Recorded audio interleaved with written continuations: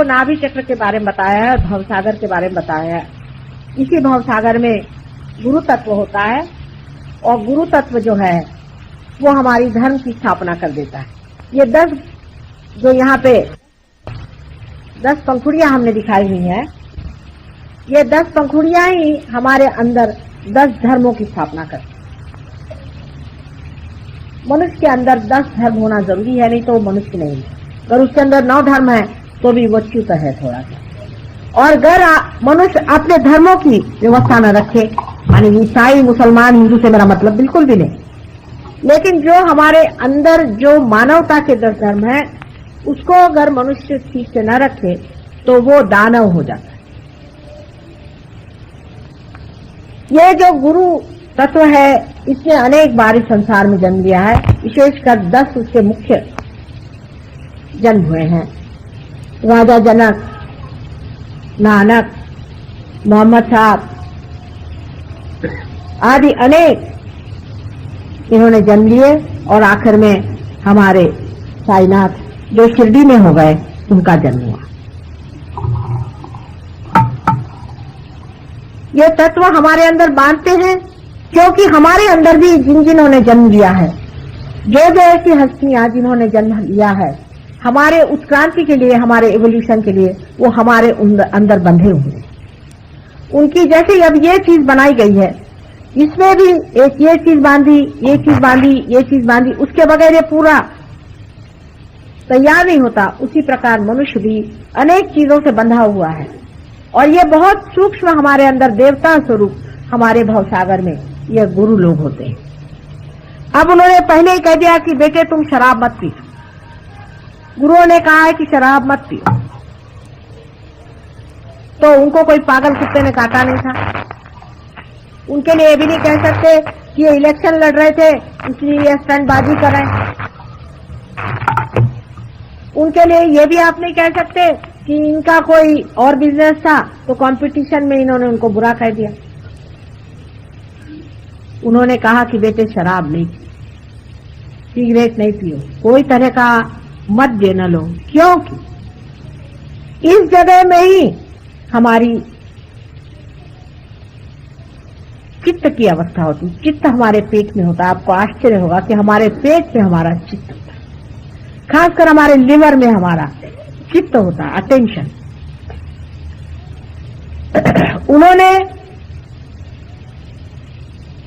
जो कहा कि तुम शराब नहीं पियो, उसका मतलब यह था कि तुम अपने चित्त में एक शुद्धता न लाओ, अपना चित्त खराब न करो। आप जानते हैं कि शराब पीने से मनुष्य की चेतना डूब जाती है। तो लोगों ने उसका दूसरा हिसाब निकाल लिया कि पेट का धर्म रखने का है ना, तो खान पान का विचार करो, लहसुन मत खाओ, प्याज मत खाओ, फलाना मत खाओ, ढिकाना मत खाओ। क्योंकि लहसुन प्याज तो खाते थे मोहम्मद साहब,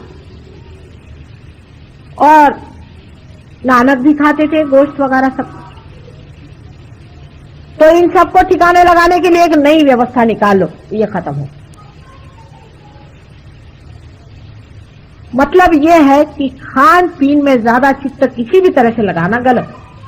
चित्त को वेस्ट ही नहीं करना चाहिए। सुबह क्या खाएंगे जी, शाम को क्या खाएंगे जी, अभी क्या खाइएगा जी, कल क्या खाइएगा जी। मैं तो पेरिस गई तो मैं तो हैरान हो गई पेरिस के लोगों को। मैंने सोचा इनके जैसे खौबीर दुनिया में नहीं होंगे साहब। वो लंच पे अगर बुलाते हैं तो 1 घंटा पहले वहां छानबीन यही होती है कि आप क्या खाइएगा। वो मेनू लाते हैं, फिर उसको रगड़ते हैं, फिर इसको देखते हैं, फिर वो कहते हैं अच्छा मैं ये, फिर उसमें ये, फिर उसमें वो।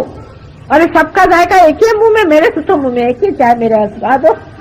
इतनी मेहनत कराएंगे 1 घंटा भर, और उस घंटे के बाद उससे तब तक शराब पीते रहेंगे। उसके बाद क्या अच्छा लगता है भगवान जाने इनको। फिर उसकी इतनी बारीकी निकाल निकाल के बताएंगे कि मेरे लिए ये ला, मेरे लिए वो ला। अब उसीलिए वो जो बेचारे वहां के बेरर्स होते हैं वो बड़े एक्सपर्ट माने जाते हैं, क्योंकि वो हर एक चीज जैसा आदमी कहता वैसा दे। अब उसी वक्त वो बनना चाहिए और ये होना चाहिए और वो होना चाहिए, और जायका देखे तो किसी काम का पता नहीं क्या करते रहते। 1 घंटा मनुष्य ने वहां बर्बाद कर दिया। इसमें ऐसा खाएंगे कि वैसा खाएंगे, आज मेरा मन ये खाने को है, कल मेरा वो खाने को है, परसों मेरा ये खाने को। फिर हमारे यहाँ लोग हैं उपवास की बीमारी लगी, ये अच्छा एक और बना दिया कि उपवास करो। उपास करना है तो पहले से विचार हो रहा कि भाई कल उपास है तो क्या खाना चाहिए उपास के लिए।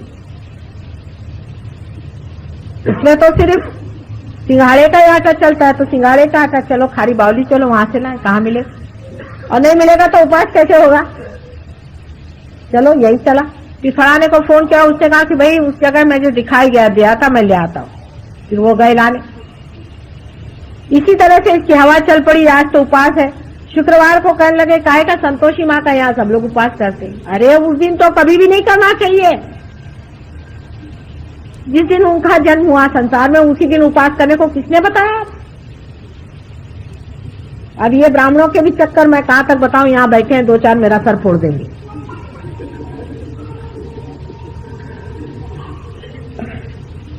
जिस दिन किसी का जन्म होता है उसी दिन उपास बताते हैं, संगष्टी के दिन उपास बताते हैं। अतः बताओ ये कहाँ का कॉमन सेंस है कि जिस दिन श्री गणेश का जन्म हुआ उसी दिन उपास बताते हैं।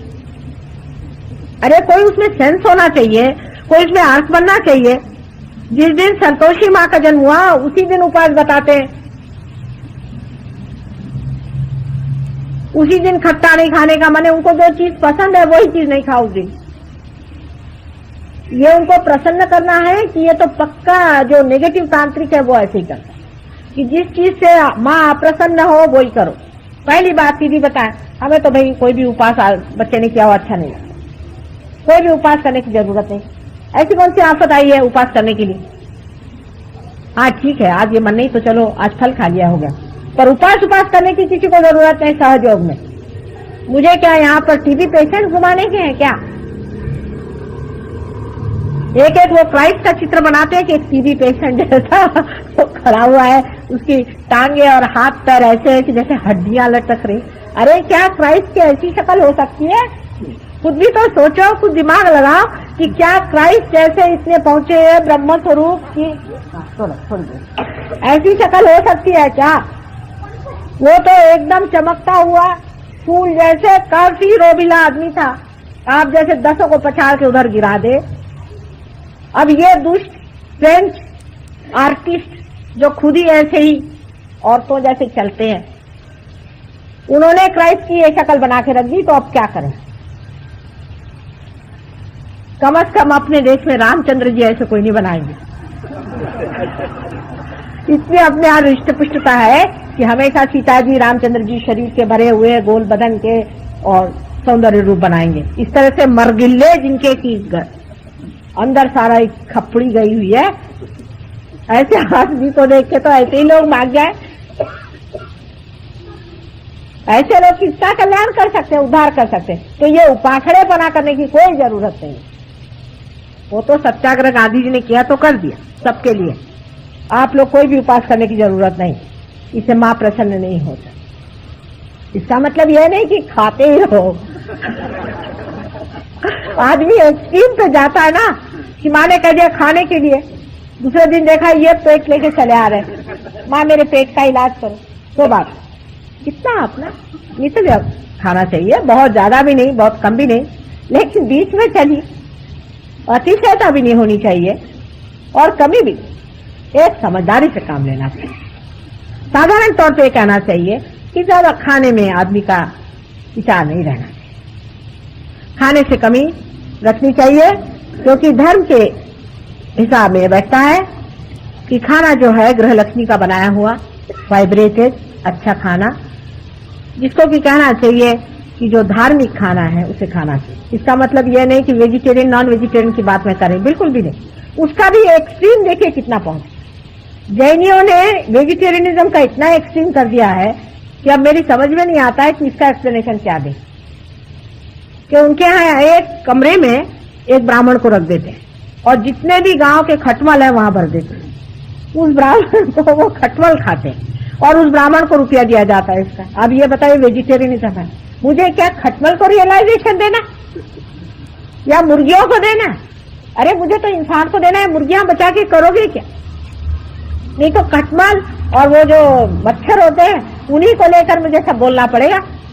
ऐसी दया करने की जरूरत नहीं है। साधारण तौर से जो कुछ आपका आहार व्यवहार है वो करें।